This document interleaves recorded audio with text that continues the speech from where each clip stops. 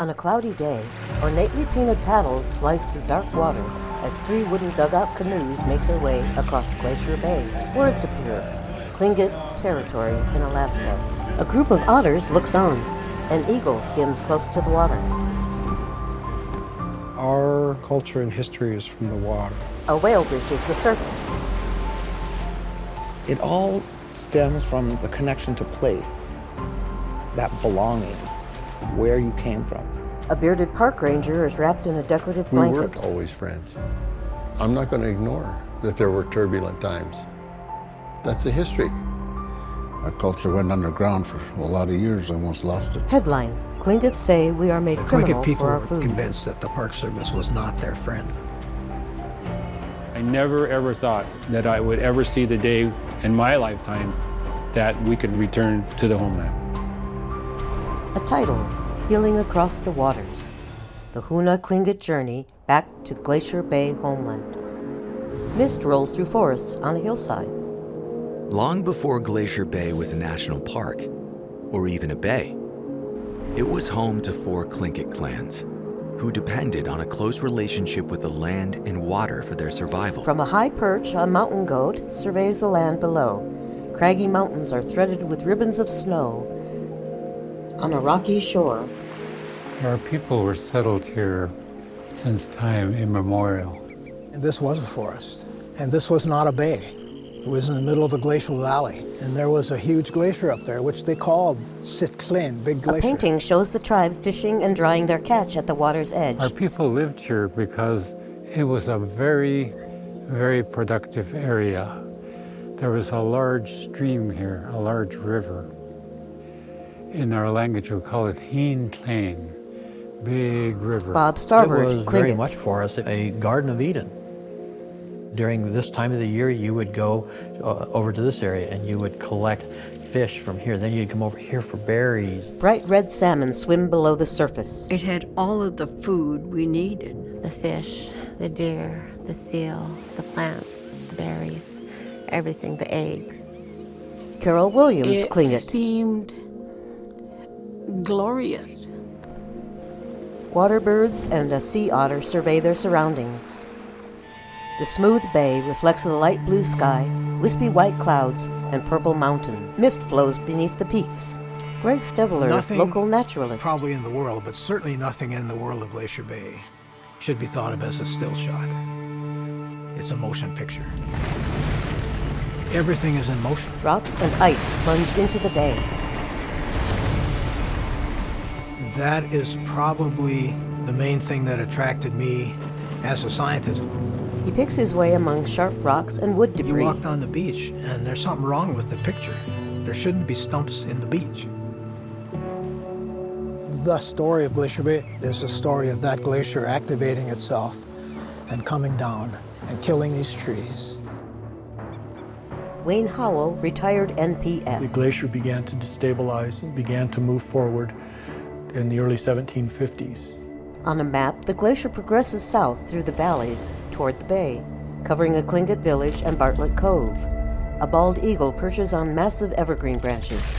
Seals lounge by the water. Barren, icy crevices stretch to the horizon. The ice came and drove us out of our homeland. That glacier came down as fast as a running dog, they say. All of the songs that we sing, even to this day, speak of the devastation when they were having to leave their homeland. Dark clouds hover just above the churning water. And during that same time period, the Raven people out in Lituya Bay, they were chased out by a tsunami. People were washed out into the Gulf of Alaska with all their houses. My aunt would talk to us about people who were drowned there.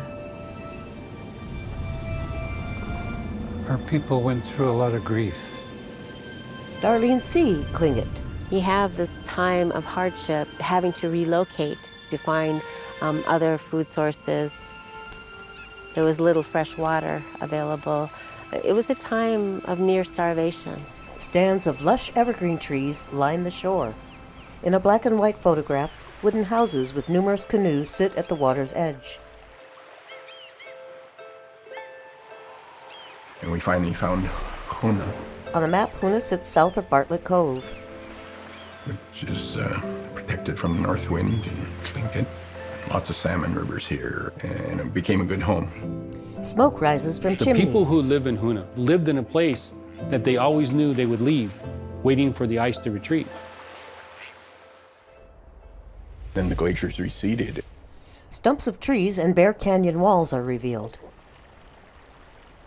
We started going back in there and harvesting our foods that we had. That was our homeland. As soon as that ice started to recede, our people started going back. Established a new village in Bartlett Cove area. So that's where you have our new houses and fish drying racks. Even though it wasn't their main winter village, they started moving right back into Glacier Bay. Then along the way, we arrived, basically. We outsiders, first the Russians, then the Americans. A canoe sits beside a large ship. Glacier Bay, after it was, quote, discovered by John Muir. And he actually had Huna sealers take him into Glacier Bay. Johanna Dibdahl, He went back and said, hey, this is a special place, we need to protect it. Other scientists came and saw the importance of the place in terms of understanding glacial and landscape successional processes. You can't see any better laboratory for environmental change than Glacier Bay. At the same time, there was this park movement. Areas were being set aside for all people for the future. In 1925, Glacier Bay was established as a national monument. A document, a proclamation by the President of the United States of America, an act for the preservation. We asked the elders, tell us about what happened when it became a national monument. They were told they get to do their hunting and their fishing there and do their seasonal gathering of food there, that they can carry on traditional activities in the monument. Glacier Bay National Monument was created without regard to their history or ownership, and so that was the first phase of alienation. A Tlingit Over family the years, paddles in their canoe with their possessions. With contact with Western civilization, there was acculturation programs going on. The churches, the schools. A totem pole stands outside When a the house. missionaries came, they said, burn your totem poles, they're pagan gods. We weren't allowed to speak our language. Got punished for speaking our language. Our culture went underground for a lot of years. A fire ravages a village. Also, the 1944 fire burnt Huna down and we lost 80–90% of the town. Burned ruins remain. A lot of the houses had the tribal clan symbols on the outside. Elaborate paintings extend up the outer walls above the door. Those people have been beat up pretty bad. When the National Monument was expanded in '39, it encompassed about 2/3 of their traditional territory. At first, many regulations weren't enforced because there weren't many law enforcement here and they didn't have a headquarters here in Glacier Bay. As time went on, more and more of our way of life was not allowed in Glacier Bay. The grievances of the Huna people have at all times centered around Glacier Bay National Monument. From it were obtained nearly every item in the economy of the Huna people. King salmon, sockeyes, cohos, and dog salmon, seals, deer, mountain goats. As to their right to hunt and fish and carry firearms in the park, these privileges are to be exercised on an experimental basis. Our file does not indicate this information was ever transmitted to the people of A Huna. Pan-American commercial. This is the land, Alaska, 49th state in that federal union called the United States of America. 1/2 hour by air or a full day by boat from Juneau is Glacier Bay. The crew of the National Park Service boat watch and study the massive workings of the Ice Age and lay plans for its ultimate development as a tourist attraction. A senator sits in Washington. That, to me, is one of the most magnificent parks in the system. But the difficulty is that there have been no accommodations for tourists. A wooden building is erected. I've always seen national parks as this holy grail, one of the great inventions of the United States. Non-native people lounge on a tour boat. An airplane sits on shore. Park staff were excited by the mission of the National Park Service, in many cases very unaware of other cultures and their traditions. These were folks who had their own great sense of ownership for the park. A large wooden sign states entering Glacier Bay In National 1980, Monument. Glacier Bay National Monument was expanded again and became a national park and preserve. Most of the 3 million acres were designated as wilderness, the highest level of protection for public lands. It's kind of an example of the two cultures that don't understand each other. To our modern white culture, we do this great thing by setting a place aside as a national park and assume everything's good. Oh, it's preserved for the future. Look, everybody can come here and experience it. To the native culture here, they see that as gates being shut. For them, to experience it and appreciate it and honor the land is to live off the land. The people of Huna felt literally locked out of their homeland. People had hard feelings about the National Park Service. A Tlingit elder films a dance with an iPad. Younger and older tribe members dance. It wasn't just the Park Service. It's that Western set of governments and rules and laws that disconnected people in real ways from homeland and in psychological ways. It felt like I was chased out of Glacier Bay, and so was my grandpa. So there's a lot of anger, there's a lot of resentment. They could still come here. They could still come to Glacier Bay, sure. But that important connection of using the resources of the land, that had been broken. Tom Vandenberg, NPS. And that led to years and years of just bad communication, non-communication, difficulties, and I think there were misassumptions on both sides. Researchers look over the bay with large binoculars. The National Park Service is a culture unto itself. The people 50 or 60 years ago were no more malicious than we are today. None of the powerful people, none of the superintendents, let's say, had a clue how to overcome the Tlinkits' pain and disenfranchisement, and at the same time protect park values. We were trying to find a way to get recognition from the federal government, from the Park Service. And the idea came up that why don't we return to the homeland? People carry a totem pole up a boat ramp. We can take all our regalia, we can take our totems, and we can perform ceremonies in the park, the homeland. A large group dances on the shore.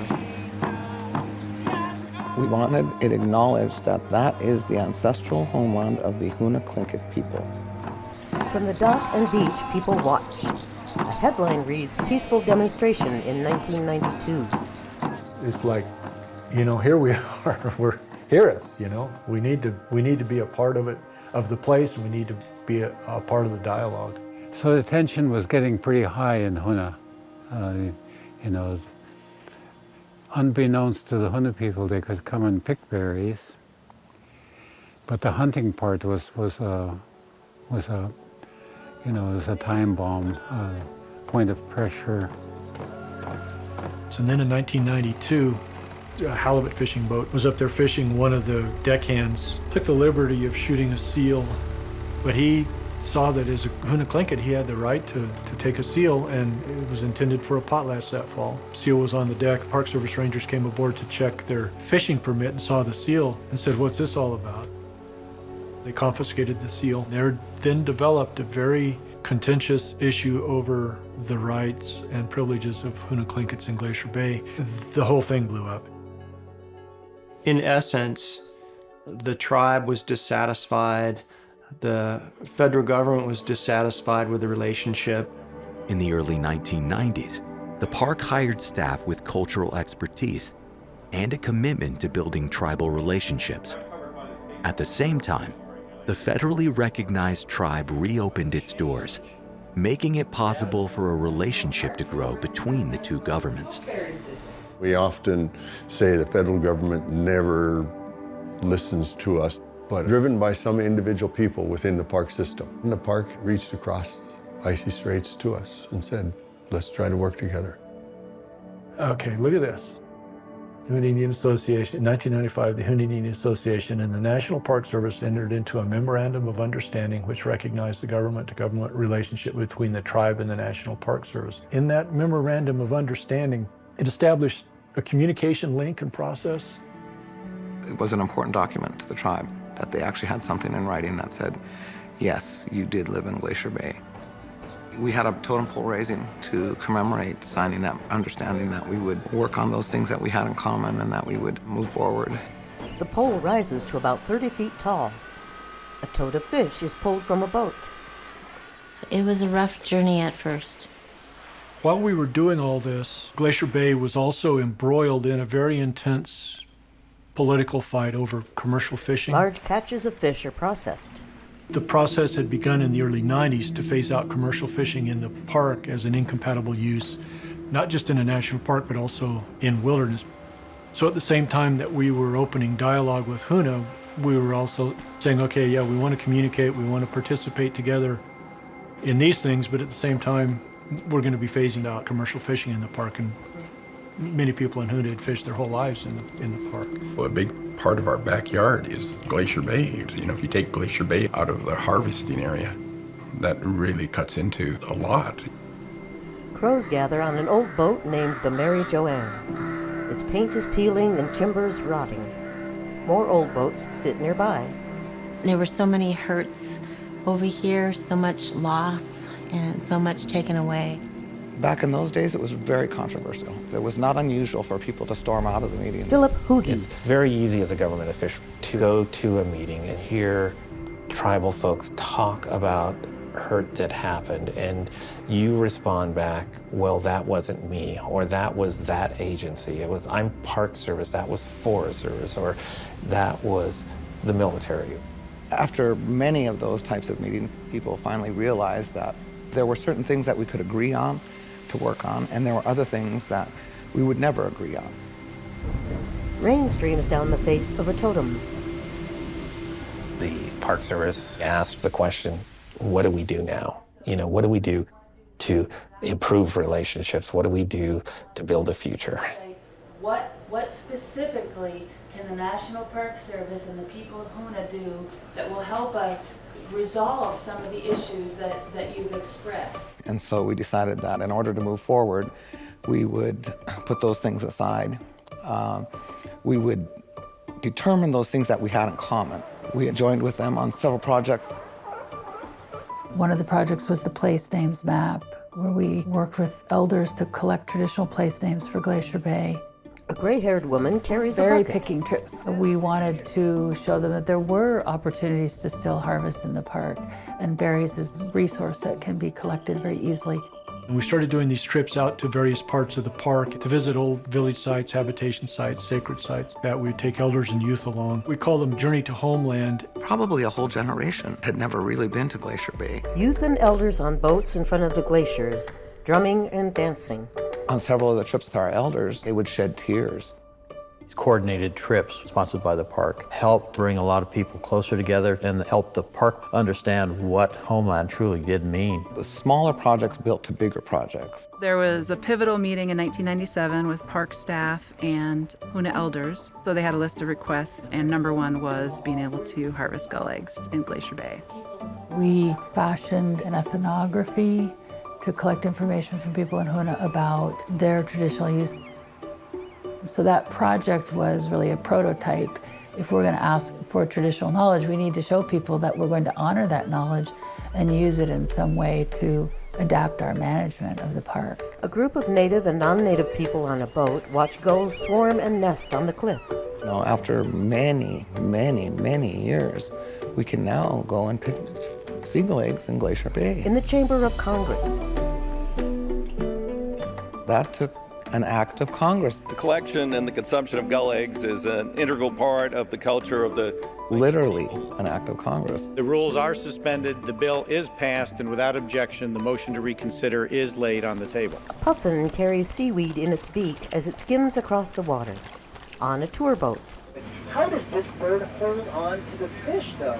Think about it. When you kill one fish, and you open your beak to go for another one with that fish. You know, it's hard to see these floats right now, but it's nice to know. Most of Glacier Bay is wilderness and experienced by boat.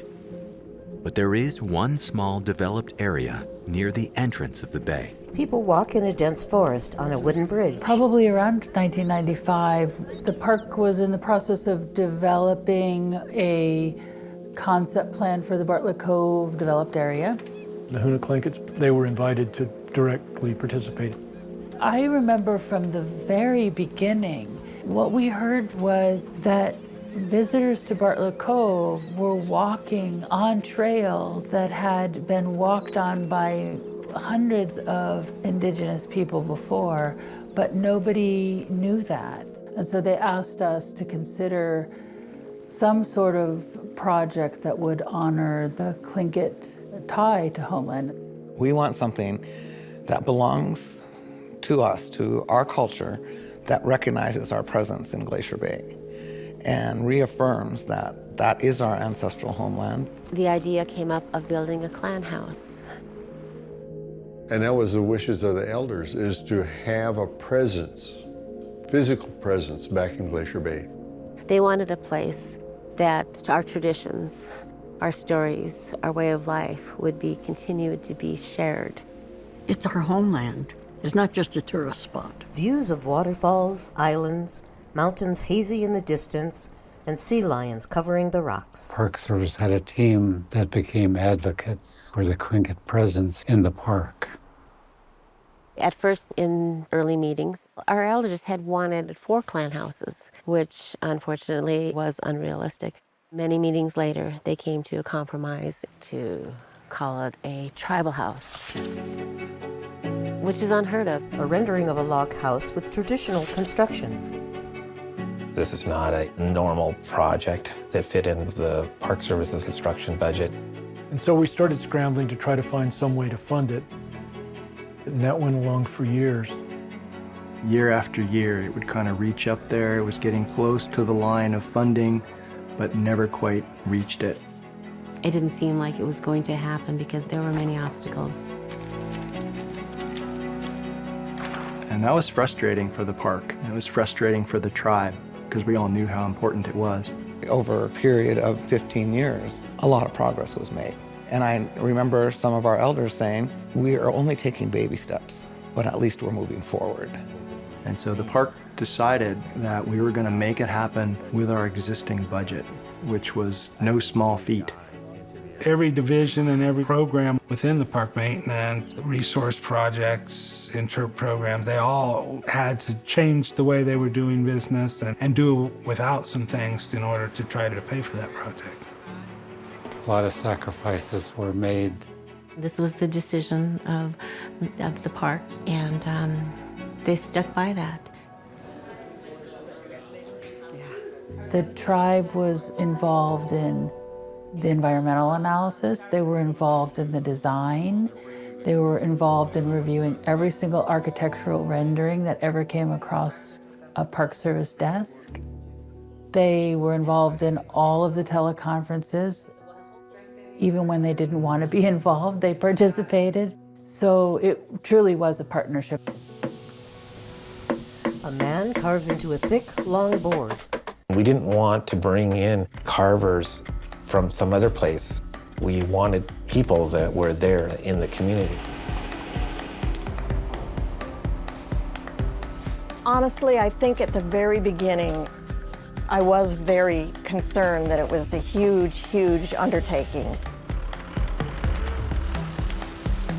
Time-lapse film shows the construction from the beginning, laying the foundation, adding walls and the roof, erecting 4 interior house posts with elaborate painted carvings. That's really nice. Yes, indeed, for you Łingít as and well. park staff shake hands. At dusk, the bay is still. A fire inside the tribal house sends golden light flickering on the carvings. The bold red and black paintings stand out from the smooth wood walls, highlighting the depictions of native animals and peoples. Carvings are deep and smooth. Benches surround the indoor fire pit. You know, it's been a long succession of people within the tribe and within the park who have worked to make this happen.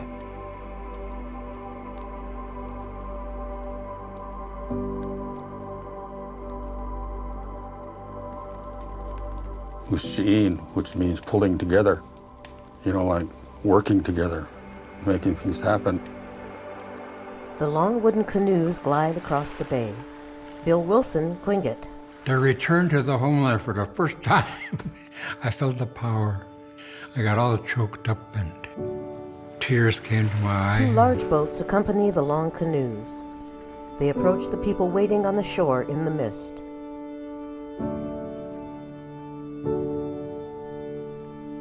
There's no comparison to being in Glacier Bay. I think that our elders knew the value of experiencing and being on the land. Wearing robes decorated with intricate detail, they dance in front of the tribal house. When we dedicated the tribal house, we named the ancestors into it. When we do this, we give it a spirit. Life had been breathed into the house. It just vibrated with the heartbeats of all of those people that had felt like they had been shut out and felt like they couldn't go home and didn't get to go home. But I think they were all there with us that day because I could feel their heartbeats in that building on the ancestral homeland. We do this with our children and our grandchildren's grandchildren. They can be proud and say, I am Tlingit, this is where I belong. The young people beam as they dance and pound the hand drums. One boy dances with feathers in both hands.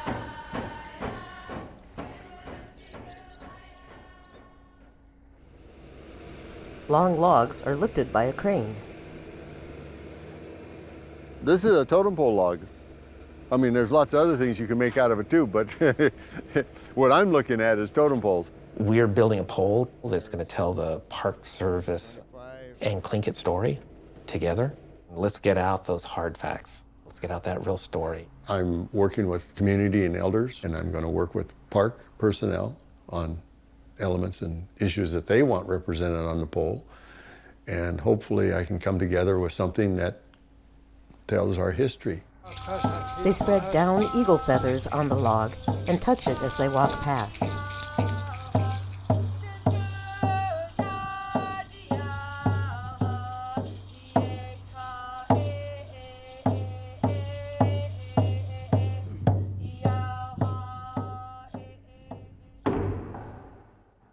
In a large shop, after the bark is removed, the carving begins, with several artists working on different sections at one time.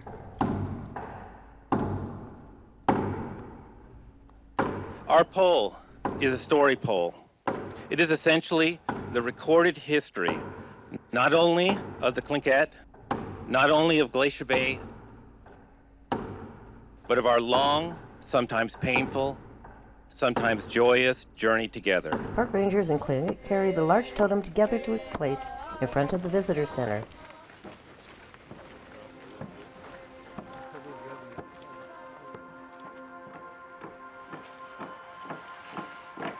They raise it and settle it into place.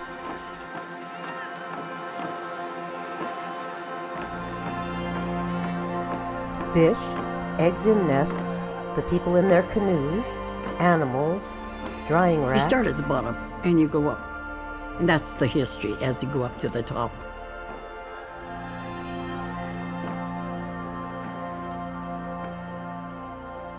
We can help tell the full story and help one another come to a deeper understanding of the American experience, especially through difficult times.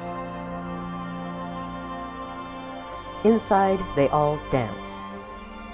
It stands as a testament to the blood, sweat, and tears that many of us have put in on both sides of the water to heal.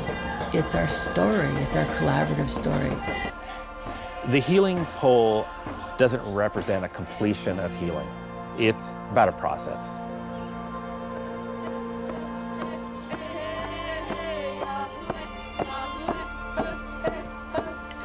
It's not over.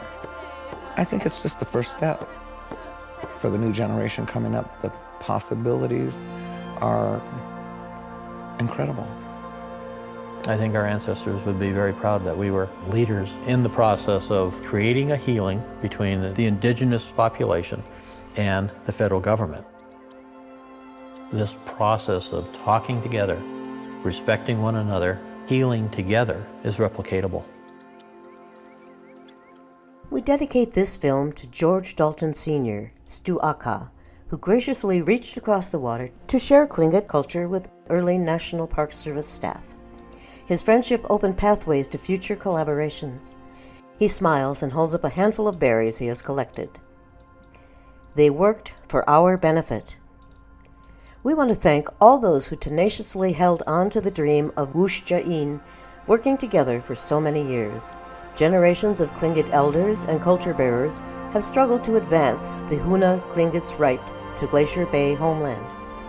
Their wisdom and eternal love for Ahani brought about the return to homeland and serves as a model for generations to come.